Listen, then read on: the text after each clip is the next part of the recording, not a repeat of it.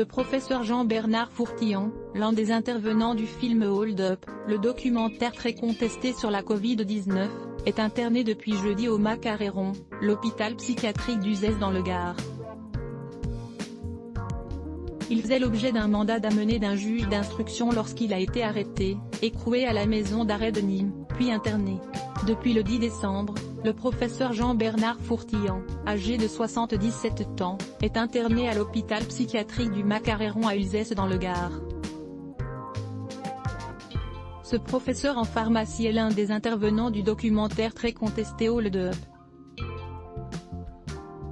On lui reprocherait d'avoir exercé illégalement la médecine. Le septuagénaire faisait l'objet d'un mandat d'amener, délivré par un juge d'instruction parisien. On lui reprocherait, entre autres, d'avoir donné des traitements expérimentaux à des malades souffrant de la maladie d'Alzheimer ou de Parkinson et d'avoir exercé illégalement la profession de médecin ou de pharmacien. Placé en détention provisoire puis interné, il a été arrêté le 7 décembre dernier et placé en détention provisoire à la maison d'arrêt de Nîmes. Le 10 décembre, un médecin l'a examiné et a considéré que son état de santé nécessitait un placement dans un établissement psychiatrique. Le préfet du Gard a suivi cet avis. Il n'a pas contesté son internement selon Éric Morel, le procureur de Nîmes. Jean-Bernard Fourtillon n'a pas, à ce jour, ce vendredi 11 décembre, contesté son internement.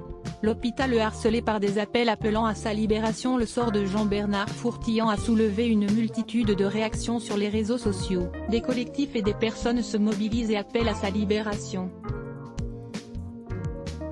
À Uzès, l'hôpital psychiatrique est harcelé par des appels ou des mails appelant à la libération du septuagénaire.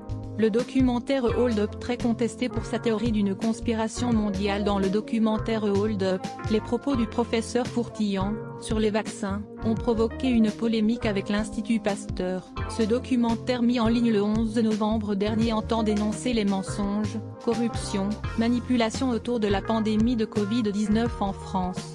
Le film documentaire est très contesté pour ses innombrables contre-vérités et sa théorie d'une conspiration mondiale. Let's block ADS.